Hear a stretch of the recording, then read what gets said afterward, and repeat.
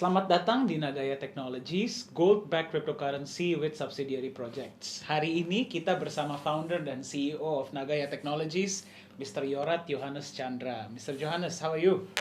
Terima kasih Dani, baik sekali. Oke, Mr. Johannes, kita mau tanya, Ya. apa sih sebenarnya yang melandaskan konsep Nagaya? Latar belakangnya apa sih? Oke. Jadi kalau kita lihat ya di tahun 2017 itu kan banyak sekali koin dan token-token yang bermunculan dengan klaim bahwa mereka akan menjadi the next Bitcoin. Right.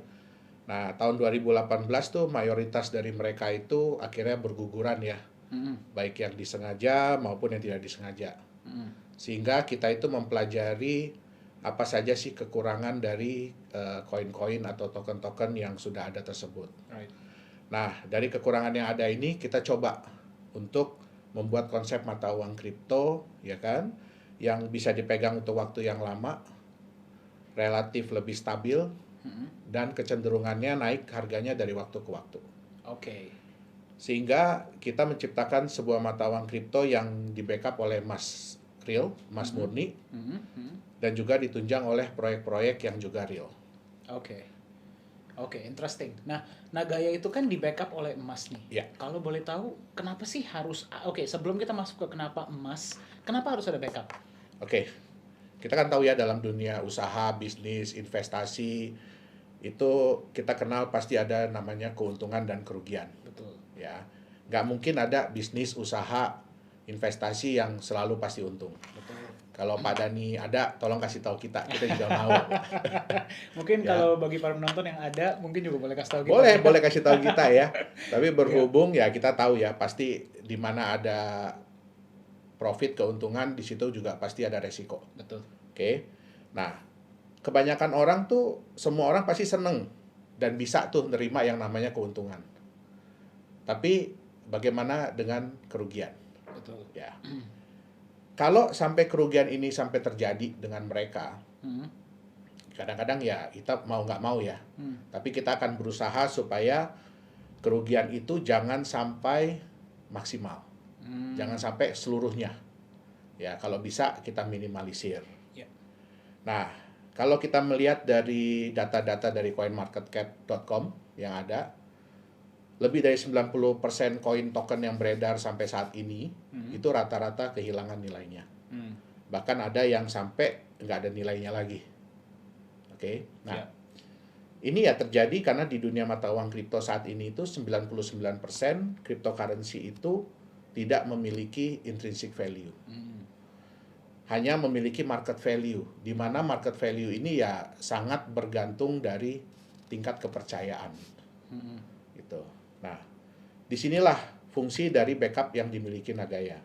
Dengan adanya backup ini, nilai dari Nagaya itu tidak akan mungkin mencapai 0. Kenapa? Karena nilai intrinsik Nagaya itu adalah nilai intrinsik dari sesuatu atau aset atau produk yang membackup Nagaya itu sendiri, yaitu emas murni.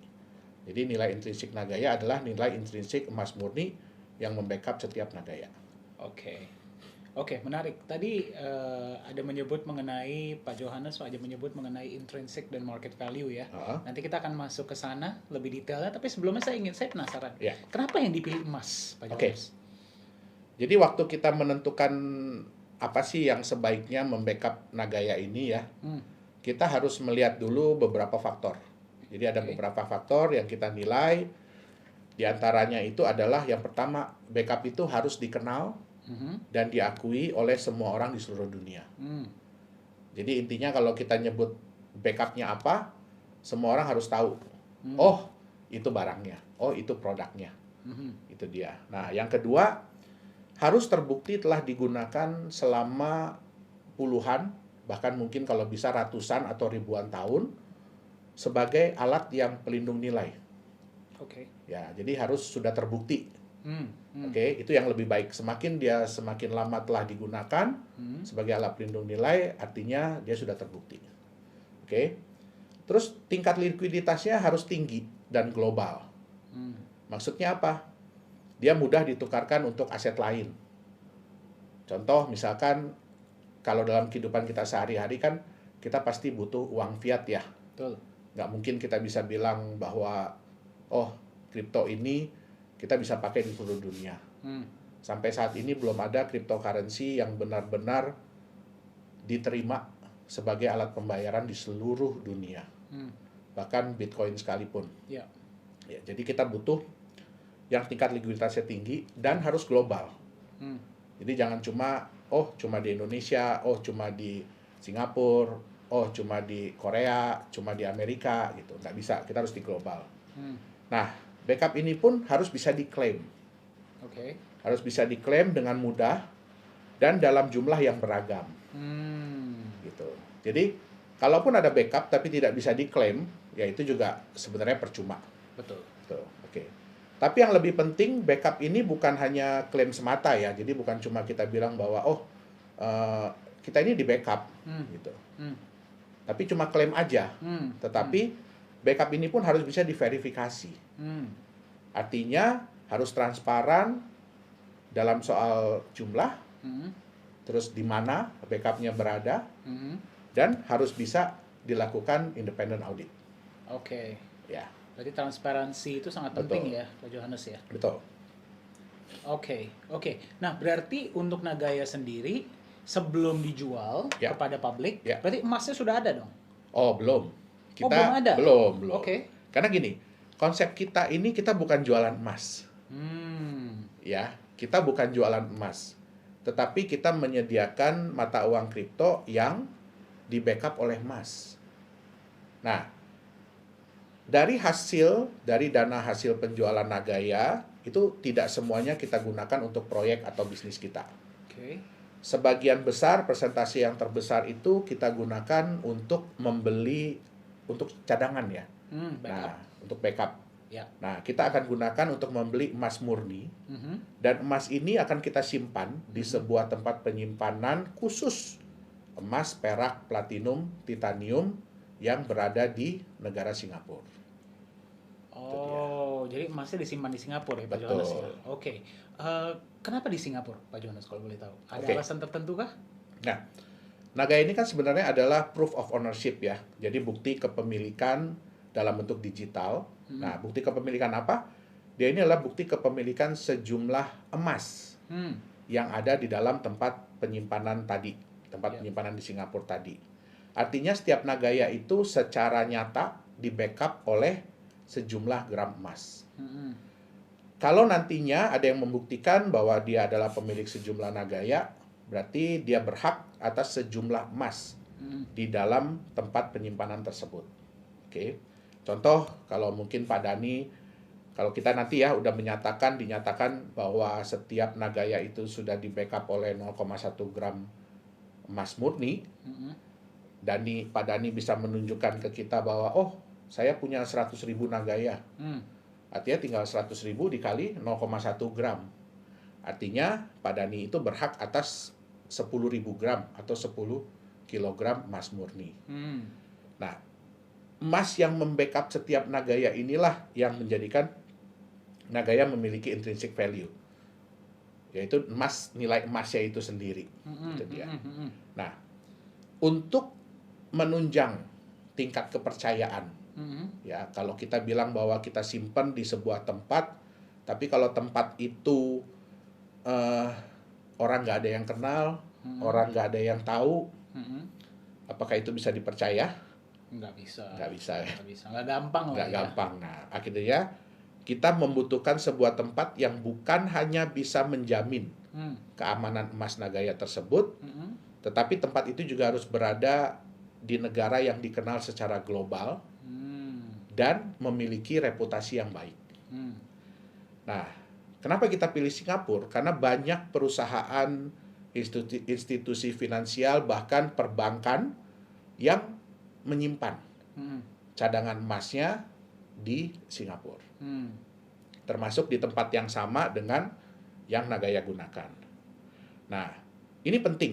Ini penting karena Nagaya ini adalah mata uang kripto yang kita harapkan bisa diterima secara global di seluruh dunia. Artinya semua orang kita mau merasa aman, merasa nyaman, tahu bahwa emas Nagaya itu benar-benar disimpan di sebuah tempat yang bisa dipercaya. Hmm. Itu Oke. dia. Oke. Berarti kepercayaan itu sangat dijaga oleh Nagaya Betul. ya. Oke, itulah kenapa disimpannya di Singapura. Ya. Karena memang banyak orang yang sudah mengetahui seluruh dunia bahkan ya, Ya, bahwa tentang Singapura. itu adalah tempat yang sangat aman untuk Betul. menyimpan dan Kan banyak yang bilang bahwa Singapura itu adalah Swiss-nya Asia. betul. Ya. Swiss-nya Asia. Swiss-nya Asia. Oke, jadi itulah mengapa gold dari Nagaya disimpan di Singapura. Betul. Oke. Tapi kan nggak semua orang bisa datang ke Singapura Iya. untuk misalnya setiap berapa bulan sekali ngecek emasnya. Ya. Nah, itu gimana tuh, Pak Yohanes? Oke. Itu sebenarnya salah satu alasan kita memilih The Safe House Singapura sebagai tempat penyimpanan emas dari Nagaya. Di Singapura itu sebenarnya banyak tempat penyimpanan barang berharga. Tetapi kenapa kita pilih The Safe House? Karena The Safe House ini memiliki SOP, jadi prosedur operasi yang dapat menunjang prinsip transparansi yang mau kita jalankan di Nagaya. Nah, kalau kita ingin menyimpan emas di The Safe House ini, itu berbeda dengan di bank. Ya, kalau di bank, Pak Dhani pergi ke bank, mungkin Pak Dhani punya kotak penyimpanan di sana ya, punya safe deposit Ada. box. Begitu Pak Dhani datang, Pak Dhani bilang sama petugas banknya, oh saya mau simpan sesuatu, atau saya mau akses Ya.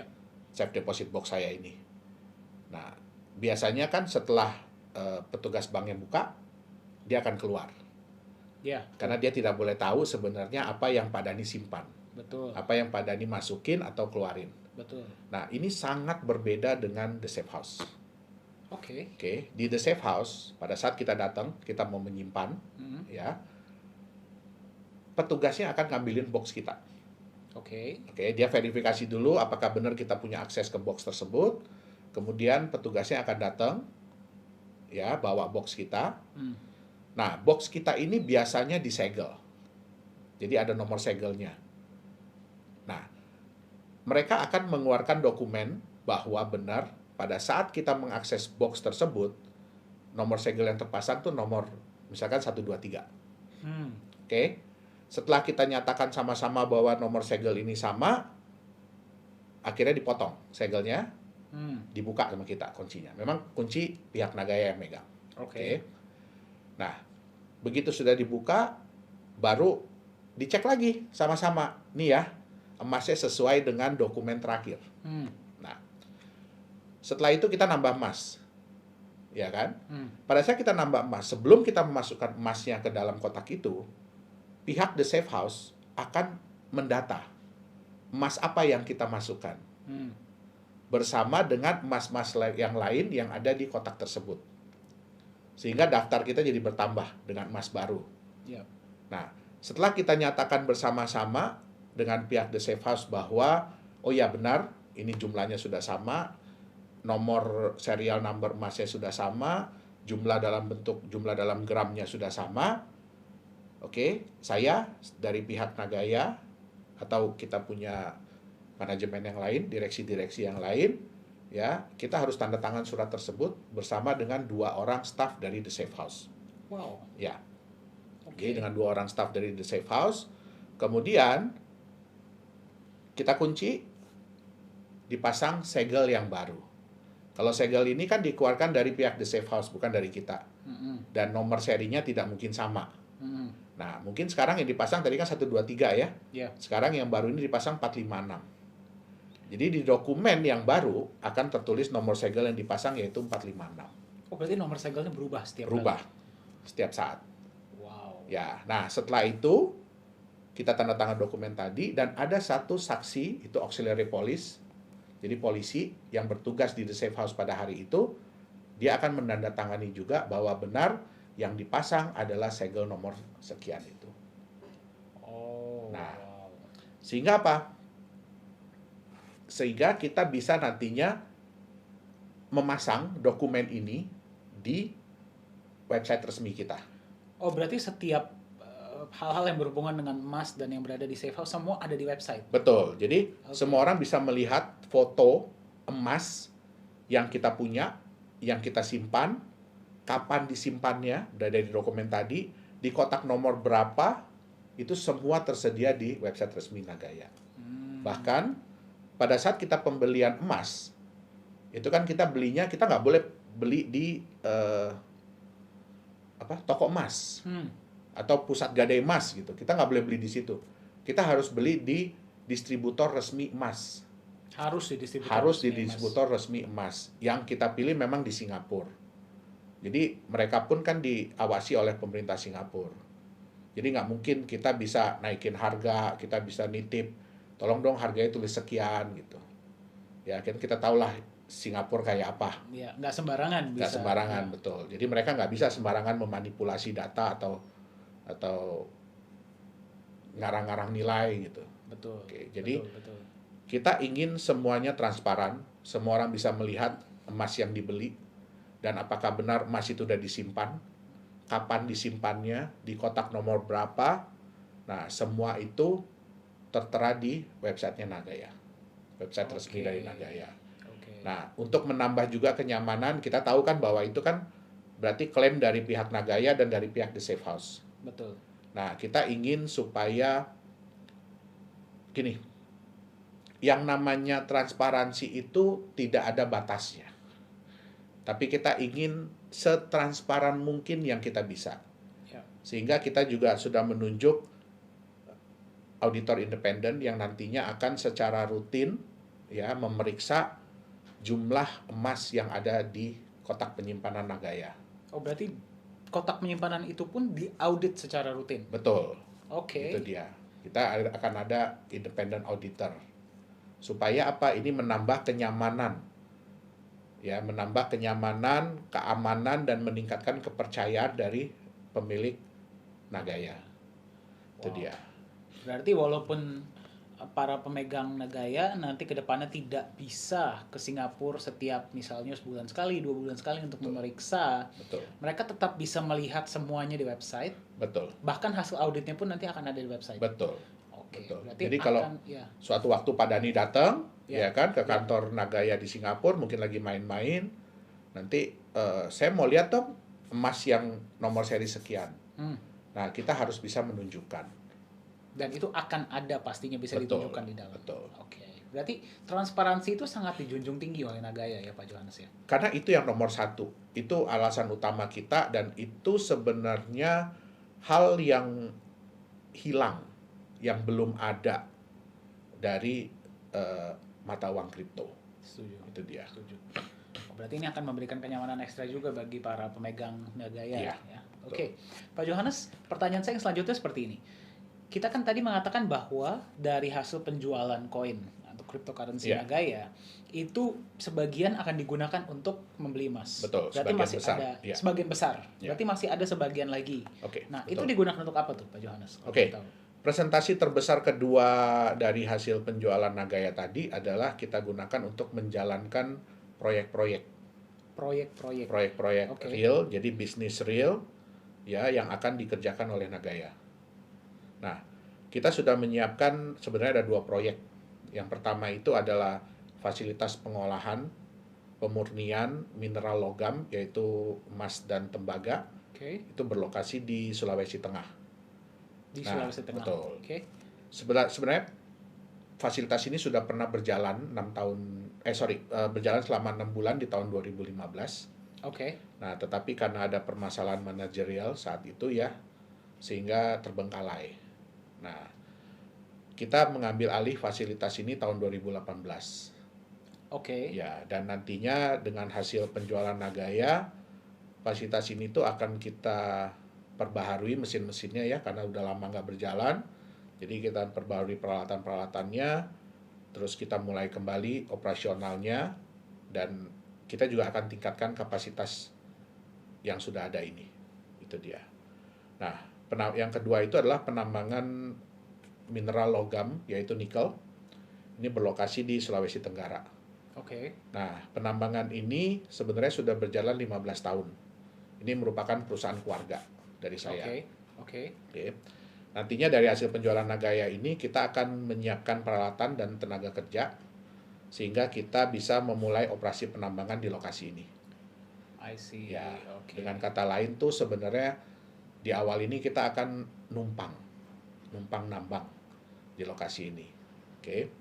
Nah, tentu saja hal ini kita kita kan mau Nagaya ini berjalan dengan cepat sehingga semua orang bisa merasakan benefit atau manfaat dari memiliki Nagaya secara cepat. Betul, Ya. pasti. Nah, kenapa kita istilahnya numpang nambang ini? Karena ini akan sangat menghemat waktu dan biaya. Kalau Oke. kita mau mulai nambang sendiri dari awal, Pasti takes ya time kan, pasti ya kita harus beli lahan terlebih dahulu, kita harus urus segala perizinan, ya kan, dan itu pasti memakan waktu dan biaya. Setuju, Ya. setuju, setuju, setuju. Sambil seiring dengan kita melakukan penambangan di tempat ini, kita pun akan mencari lahan kita sendiri. Oh, itu berarti berjalan Betul. sambil ya. Betul, mengurus perizinan semua. Nah, kalau di lokasi yang baru ini semua udah siap, Ya, izin sudah siap, ya kan? Artinya kan kita tinggal pindah betul. peralatan kita yang sudah ada ke lokasi yang baru.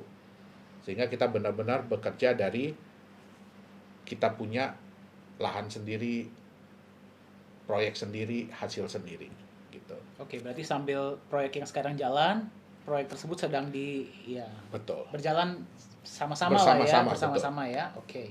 Menarik, Nah, Pak Johannes. Sejalan juga dengan perkembangan penjualan Nagaya, kita akan mencari usaha-usaha atau bisnis-bisnis baru, proyek-proyek baru, ya dengan kata lain ya, kita akan diversifikasi usaha dan proyek kita. Gitu. Oke, berarti nanti setelah 2 proyek yang sudah berjalan, pasti ke depannya akan ada proyek-proyek lain. Betul.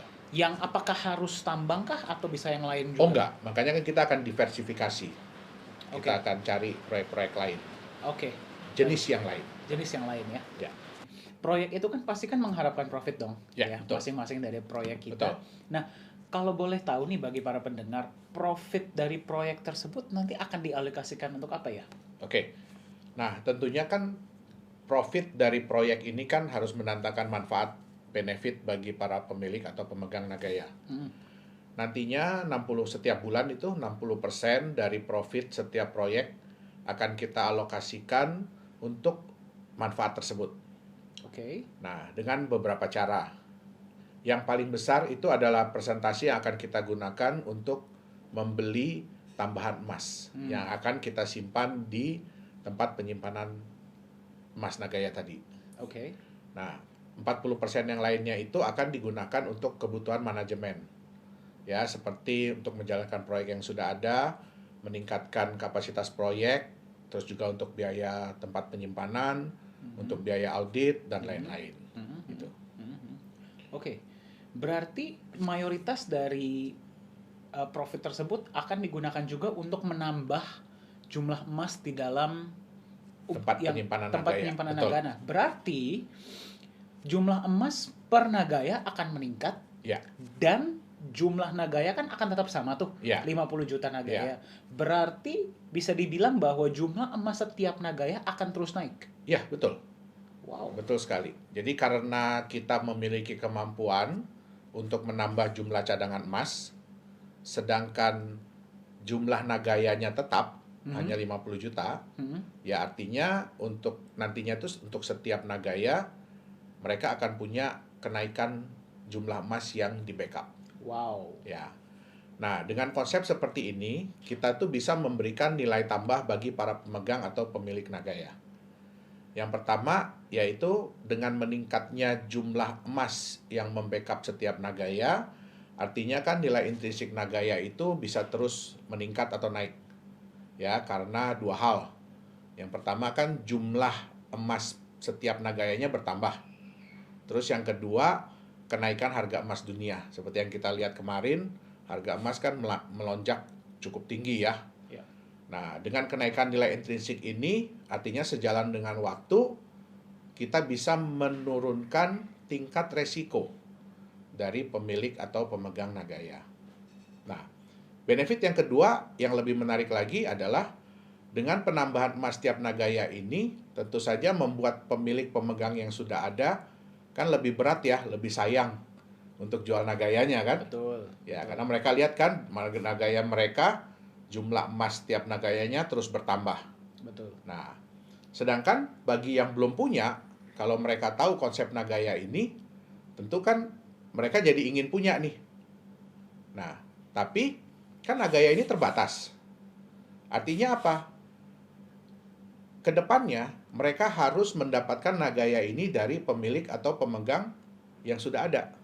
Betul. Nah, disinilah tercipta market value yang kita prediksi akan stabil dengan kecenderungan itu meningkat. Itu dia. Wow, berarti ini bagi para pendengar ya. Ya, Berarti nilai intrinsik Nagaya ini akan naik dengan Betul. meningkatnya jumlah emas. betul.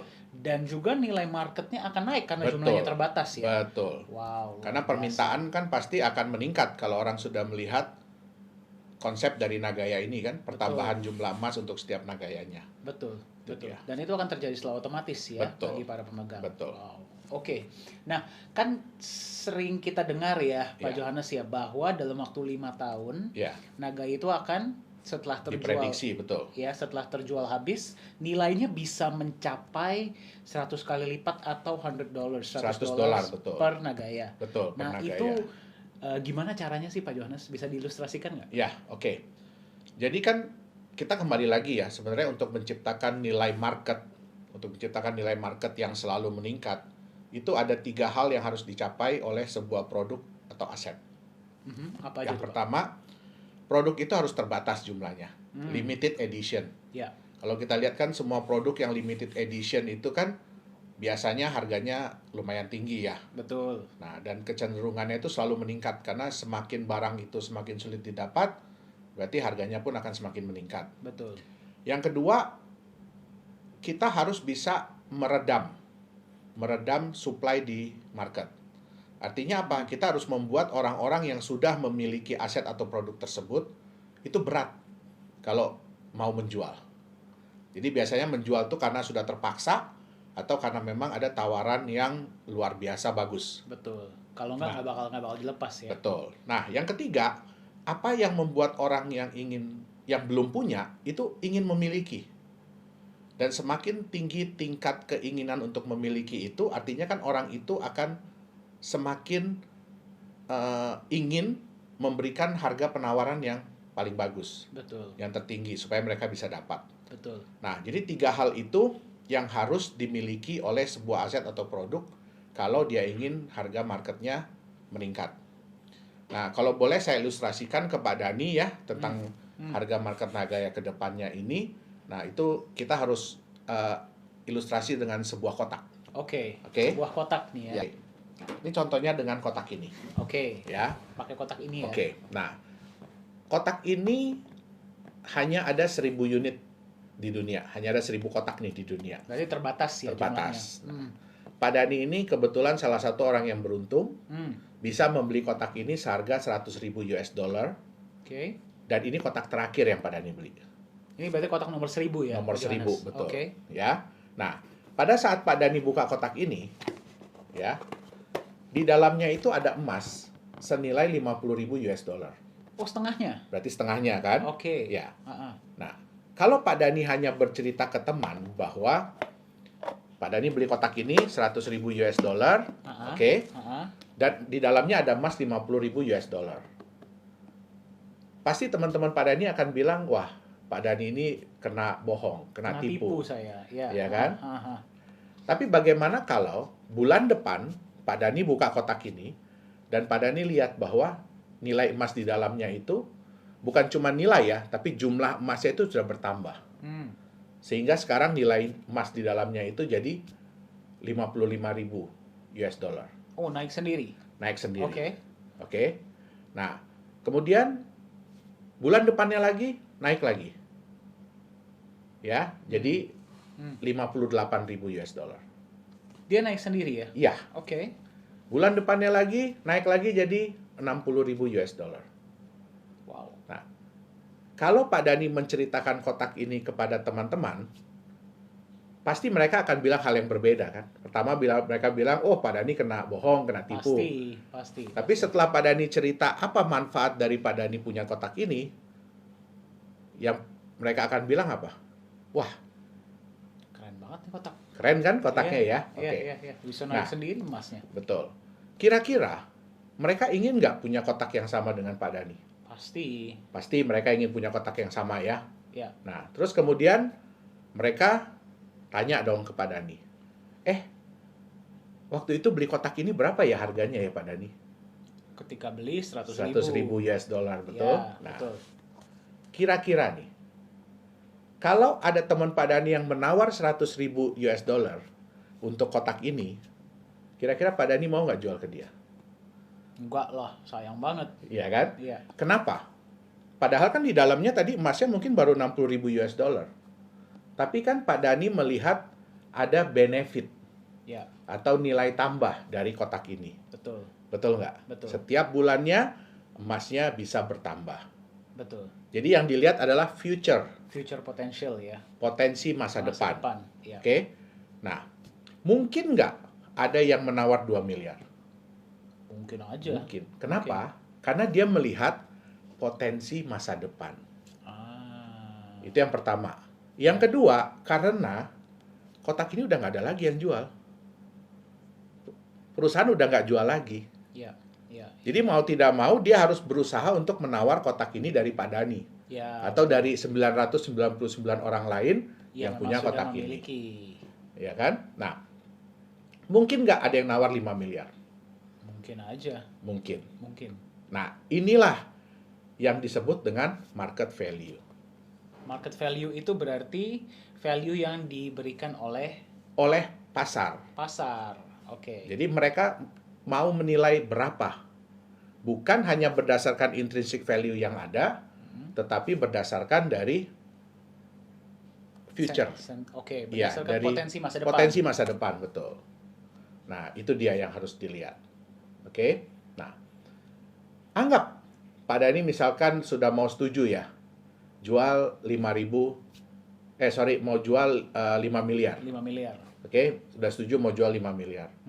Terus Pak Dani yang biasanya emas di dalam ini nambahnya mungkin hanya 5.000 dolar per bulan.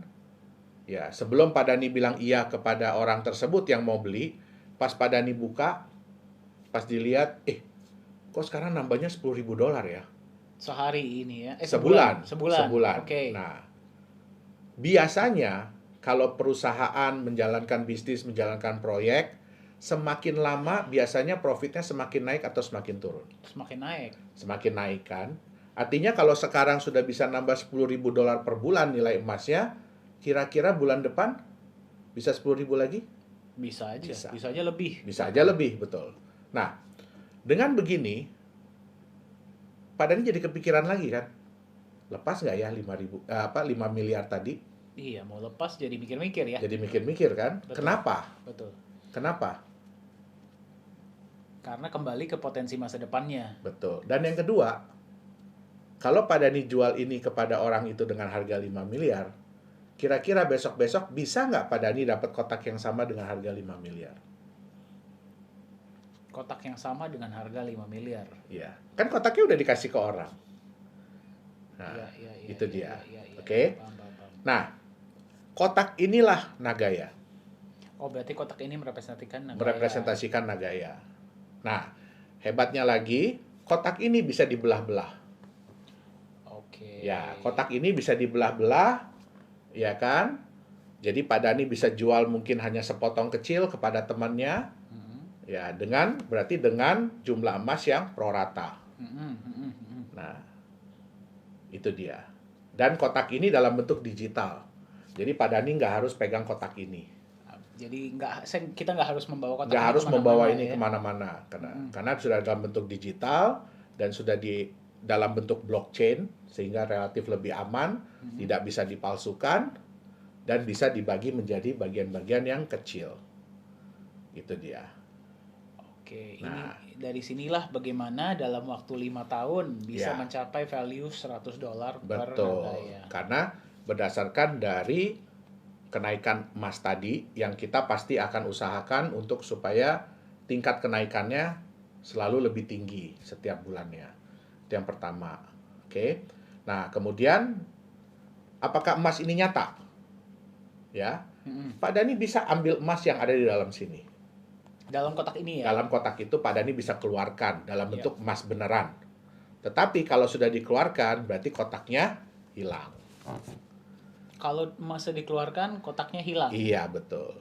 Oke. Nah, Itu dia. Itu ilustrasi bagaimana harga Nagaya bisa meningkat sampai kita harapkan ya, kita prediksi 100 US dollar dalam waktu 5 tahun setelah seluruh Nagaya terjual habis. Oke, Iya. oke, jelas. Oke. Terima kasih Pak Johannes. Ya. Saya dapat kotak. Oke. Nah, tadi berarti kan kita sudah berbicara mengenai bagaimana Nagaya value-nya itu bisa mencapai 100 dolar Iya, per Nagaya Ya. dalam waktu yang kita harapkan dalam waktu 5 tahun. iya, Itu dengan meningkatnya jumlah emas dan juga jumlah permintaan di market betul. karena jumlahnya terbatas. Ya. Nah, tadi kan kita berbicara nih Pak Johannes mengenai kotak dan di dalamnya itu ada emasnya. Iya, betul. Ya. Dan kalau di situ emasnya bisa diambil. Iya, Kalau di Nagaya, iya. emasnya bisa diambil nggak? Oke. Nah, karena emas yang kita simpan itu kan emas nyata. Ya. Emas murni ya, LBMA grade, jadi LME grade seperti kalau di Indonesia itu setara dengan emas antam. Oke. Bukan emas digital dan bukan sertifikat emas. Ya. Sehingga emas tersebut bisa diklaim oleh pemilik atau pemegang Nagaya. Jadi bisa diklaim Bisa ya? diklaim, betul. Nah, mereka pemilik atau pemegang Nagaya yang ingin mengambil emasnya, mereka dapat mengajukan pengembalian Nagaya, kemudian mengirimkan Nagaya yang dikembalikan itu ke alamat atau address yang kita sudah tentukan, yaitu burn address. Dan setelah selesai diverifikasi, ya kita akan memberitahukan bahwa emasnya siap untuk diambil. Sejumlah dengan Nagaya yang dikembalikan dan berapa emas yang membackup setiap Nagaya pada saat pengembalian tersebut. Oke, nah Pak Johannes, Ya. kita memahami bahwa bagi para cryptocurrency ya dan juga bagi para pemegang, Ya, mereka selalu mengharapkan bahwa cryptocurrency ini cepat masuk exchanger nih, ya. ya. Nah, bagi Nagaya sendiri kapan akan Oke. masuk ke exchanger? Memang itu adalah tujuan ya, tujuan goals yang ingin dicapai oleh semua mata uang kripto. Betul. Ya. Nah, tapi kita tidak mau gegabah. Ya, kita tidak mau gegabah, kita tidak mau asal-asalan untuk masuk di exchanger. Karena masuk di exchanger ini belum tentu menguntungkan bagi pemilik atau pemegang cryptocurrency tersebut. Oke. Banyak mata uang kripto yang setelah masuk di exchanger malah kehilangan nilainya, bahkan sampai tidak ada nilai sama sekali lagi. Nah, masuk ke dalam exchanger ini harus melihat kapan momen atau saat yang tepat supaya jangan sampai merugikan pemilik atau pemegang aset. Bagi developer atau bagi penerbit mata uang kripto, kita tidak akan pernah rugi. Tapi jangan sampai kita merugikan pemegang kriptonya sendiri. Oke.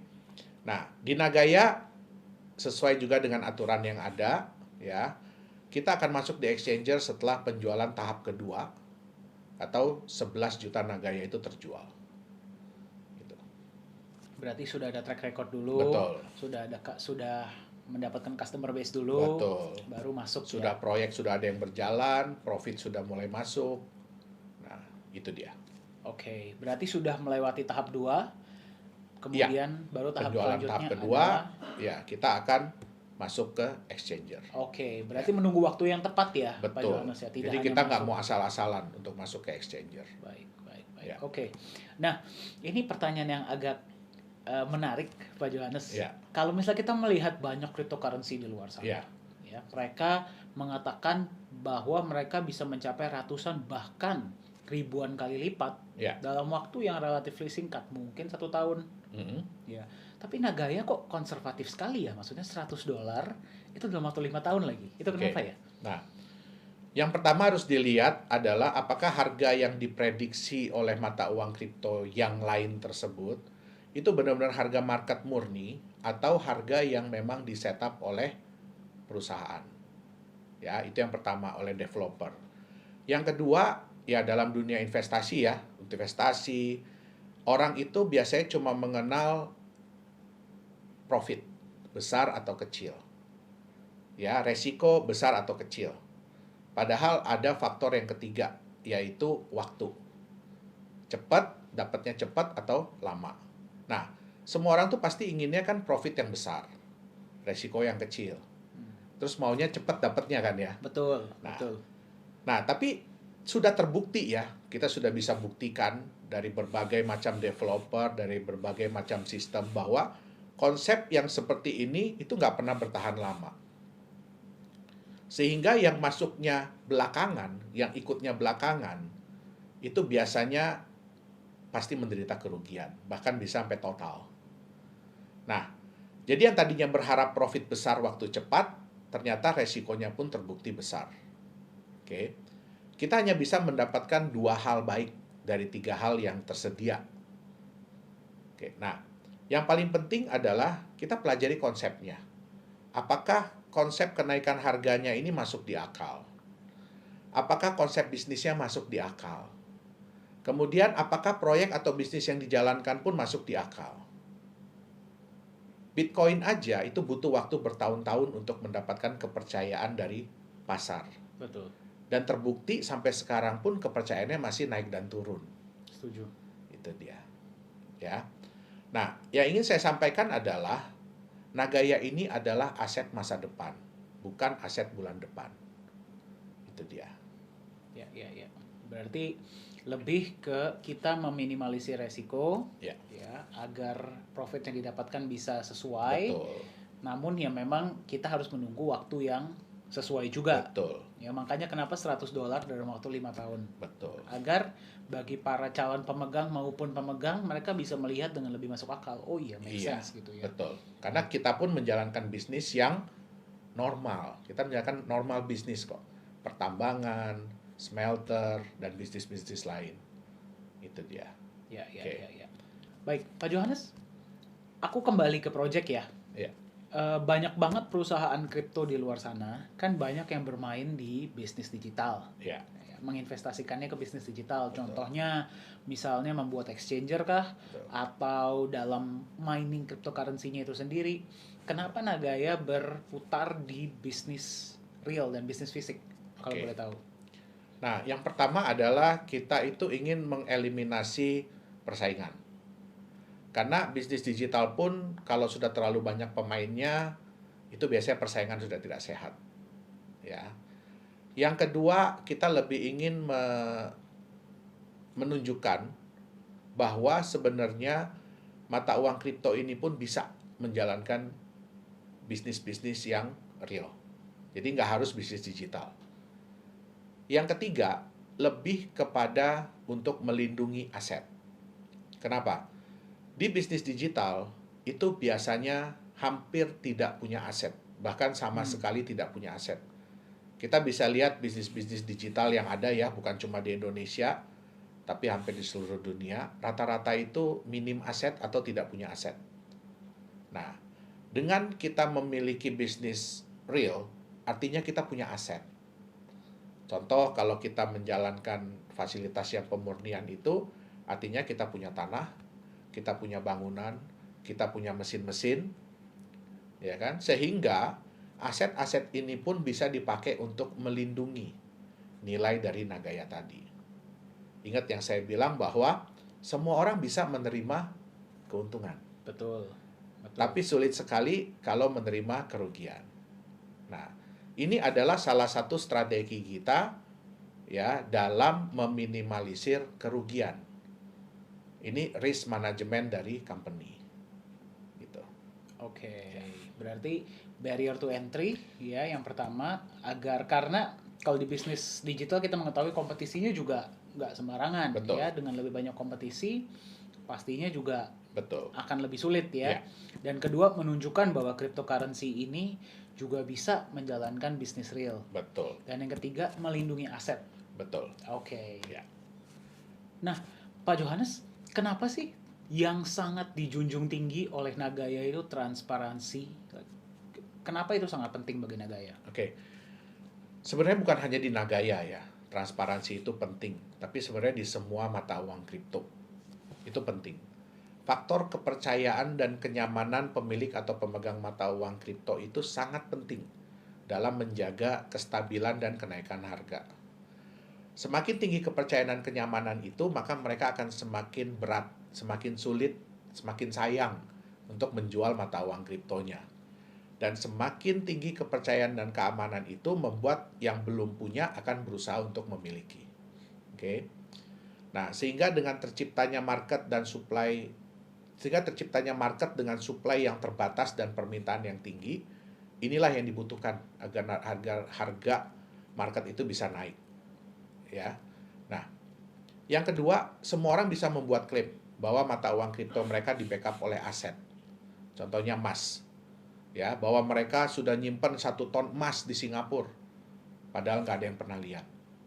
Bahwa mereka punya proyek-proyek tambang, tapi nggak ada yang bisa memverifikasi. Nah, kalau semua ini tadi tidak transparan, semua klaim-klaim ini tidak transparan, tidak bisa diverifikasi kebenarannya, tidak bisa ditunjukkan, tidak bisa diaudit secara independen, maka hal ini percuma, tidak akan berguna. Nah, suatu waktu orang akan menemukan ya bahwa hal-hal ini itu sebenarnya tidak ada. Yang terjadi adalah kepercayaan akan hilang. Betul. Kalau kepercayaan akan hilang, otomatis harga akan hilang. Itu dia. Oke, berarti transparansi itu saya setuju. Transparansi itu tidak hanya penting untuk Nagaya, tapi juga Betul. sebenarnya untuk Semua cryptocurrency mata uang lainnya. kripto, betul. Pak Johannes, untuk Nagaya sendiri, rencananya ke depannya seperti apa sih? Oke, yang pasti orang juga banyak bertanya ya, roadmap kita kok berbeda dengan kripto-kripto lain, dengan developer kripto-kripto lain, yang biasanya berdasarkan dari waktu. Ya, nah sebenarnya dalam dunia bisnis itu nggak bisa juga seperti itu, roadmap yang seperti itu. Itu kalau kondisinya ideal, artinya penjualannya bisa dicapai dalam waktu yang memang benar-benar segitu, ya sehingga semua bisa dijalankan. Nah, kalau roadmap di Nagaya itu lebih kepada sudah berapa banyak Nagaya yang terjual. Ya. Rencana kita adalah pada saat kita sudah menjual 3 juta Nagaya, kita akan memulai proyek nikel kita. Proyek pertambangan nikel kita. Setelah terjual 3 juta. Setelah terjual 3 juta Nagaya. Nah, kita sudah bisa mulai persiapan, sudah bisa mulai untuk menambang. Memang dalam skala yang kecil, belum skala yang besar. Target kita adalah kita bisa menambang sampai 50.000 ton per bulan. Nah, itu memang sejalan dengan waktu pasti kita akan tambah kapasitas. Tapi di 3 juta itu, 3 juta Nagaya terjual, kita sudah bisa mulai sebenarnya persiapan. Dan dari mulai persiapan itu sebenarnya kita harapkan dalam waktu 6 bulan kita sudah bisa melihat profit. Dalam waktu 6 bulan? Dalam waktu 6 bulan kita bisa melihat profit. Tentu saja kita pasti akan berusaha secepat mungkin. Ya. Tapi let's say 6 bulan. Kemudian setelah terjual 11 juta Nagaya, kita juga akan memulai untuk persiapan kita punya fasilitas pemurnian. Fasilitas pengolahan dan pemurnian emas dan tembaga tadi. Ya, kita akan mulai perbaikan mesin-mesin, kita akan mulai operasional, dan itu kita harapkan sampai 16 juta Nagaya terjual, kita sudah bisa meningkatkan kapasitas. Nah, untuk hasil pun kita harapkan dalam waktu sekitar 6 bulan sudah bisa kita lihat. Oh, itu pun setelah 6 bulan sudah bisa Betul. terlihat. Ini setelah 11 juta ya Pak Johannes? Setelah 11 juta Nagaya terjual.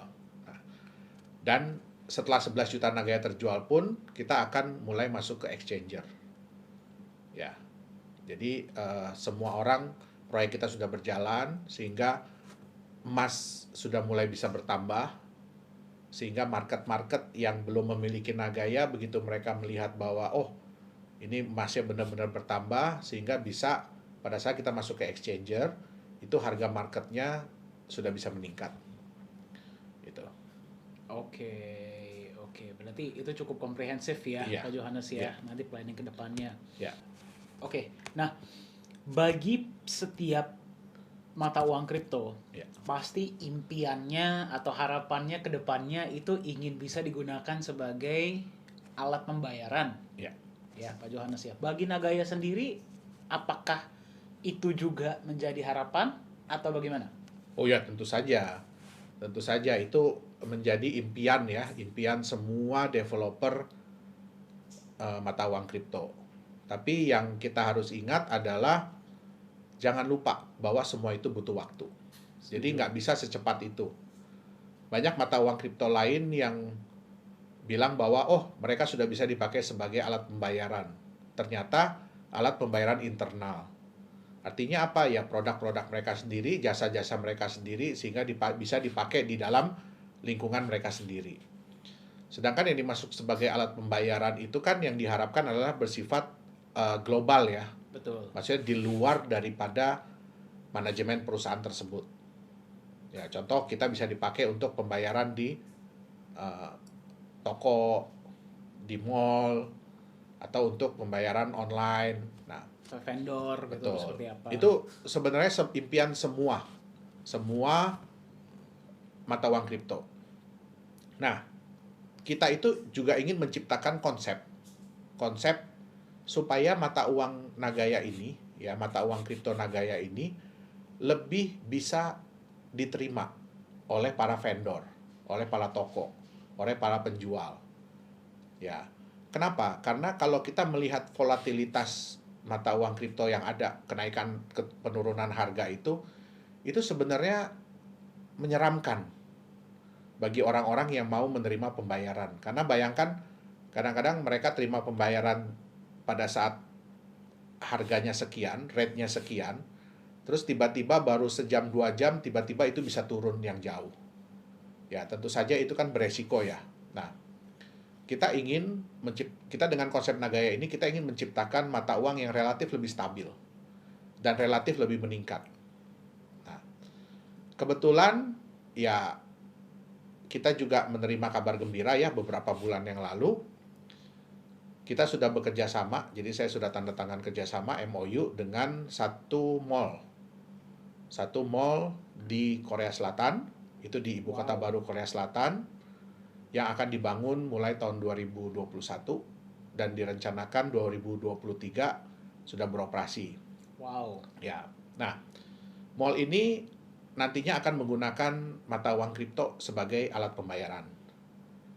Dan kita berhasil dipilih. Jadi Nagaya ini berhasil dipilih, nantinya akan difungsikan sebagai alat pembayaran di seluruh mall tersebut. Wow. Ya. Nah, mall ini sebenarnya nanti ada 5 blok. Jadi yang pertama akan pakai kita adalah blok nomor 4. Ini lebih ke temanya adalah entertainment. Ya, jadi mall ini lebih temanya ke entertainment, dan nantinya Nagaya bisa dipakai untuk bertransaksi di sana. Ya. Nah, nantinya jadi ini adalah pilot project ya, project percontohan. Setelah berhasil itu akan dikembangkan ke 5 blok, 4 blok yang lain ya. Jadi total 5 blok. Nah, nanti seiring dengan waktu mungkin bisa diuji coba lagi ke mall-mall berikutnya. Gitu. Kenapa mereka memilih Nagaya? Karena setelah mereka survei, Nagaya ini yang bisa lebih memberikan rasa nyaman dan aman, terutama bagi yang menerima pembayaran. Betul. Kalau bagi yang bayar tuh nggak masalah, tapi bagaimana dengan yang menerima pembayaran? Itu dia. Karena volatilitas kripto tadi ya. Betul. Wow, berarti kita bisa melihat Nagaya digunakan sebagai alat pembayaran di mall di Korea ya, Korea Selatan, Johannes, ya, pada tahun 2023. Ya. Wow. Semoga itu menjadi benchmark bagi mall-mall dan vendor-vendor lainnya untuk bisa menerima Nagaya sebagai alat pembayaran. Iya. Wow. Jadi memang ya semua itu butuh waktu. Semua itu butuh waktu dan semua itu butuh kepercayaan. Nah, itulah nilai pentingnya ya, kenapa kita harus menerapkan transparansi. Itu dia. Setuju.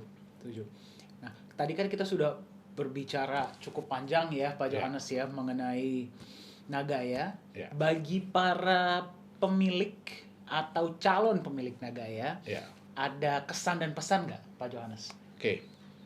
Jadi sebenarnya adalah kita di sini Nagaya itu ingin mengedukasi. Kita tuh ingin mengedukasi teman-teman semuanya ya. Terutama yang selama ini mungkin udah merasakan jatuh di dunia mata uang kripto. Nah, mata uang kripto ini sebenarnya adalah sesuatu yang luar biasa, yang bagus. Konsep daripada blockchain ini adalah sesuatu yang luar biasa, sesuatu yang bagus. Tetapi karena banyak disalahgunakan. Itu dia. Nah, banyak juga teman-teman yang bertanya kepada saya, sekarang ini kan orang udah pada mulai apa ya namanya ya, udah pada mulai negatif, ya udah pada mulai negatif thinking terhadap cryptocurrency. Nah, kenapa kok Nagaya tetap mau hadir? Nah, disinilah fungsinya kita. Kita ingin memberikan sesuatu yang berbeda. Kita ingin memberikan suatu pengajaran bahwa ini bisnis. Walaupun bentuknya digital, tapi ini bisnis. Nah, bisnis itu harus masuk di akal. Bisnis itu harus transparan. Ya, bisnis itu harus accountable. Sehingga bisnis itu bisa berlangsung dalam jangka waktu yang panjang. Nah, dan yang harus diingat adalah bahwa setiap bisnis itu harus punya manajemen resiko. Kita nggak bisa bilang bahwa bisnis kita itu yang terbaik, bisnis kita itu tidak ada resiko. Nggak, semua bisnis ada resiko. Karena saya udah ngejalanin bisnis udah puluhan tahun. Up and down pasti ada. Nah, tapi di sini kita ingin memberikan kita bukan hanya ingin berjualan Nagaya, tapi kita ingin memberikan satu solusi bagi teman-teman, ya. Yang pertama untuk belajar mengenai bagaimana cara memilih mata uang kripto yang tepat. Ya, bukan hanya untuk jangka pendek, tapi lebih kepada jangka panjang. Itu dia. Oke, berarti lebih cerdas lah memilih investasi dan lebih hati-hati ya mungkin. Betul. Ya. Jika konsepnya masuk akal, baru silahkan Betul. berinvestasi. Oke, terima kasih banyak Pak Johannes, kita belajar banyak ya. Demikianlah bincang-bincang bersama CEO dan founder dari Nagaya Technologies, Mr. Yorat Yohanes Chandra. Semoga dapat memberikan wawasan lebih dalam mengenai Nagaya dan juga mengenai dunia cryptocurrency secara global. Jika ingin mendapatkan informasi lebih lanjut, silahkan kunjungi website kami di www.nagaya.co. Anda bisa mendapatkan informasi yang lebih detail mengenai Nagaya. Terima kasih banyak dan sampai jumpa di kesempatan selanjutnya.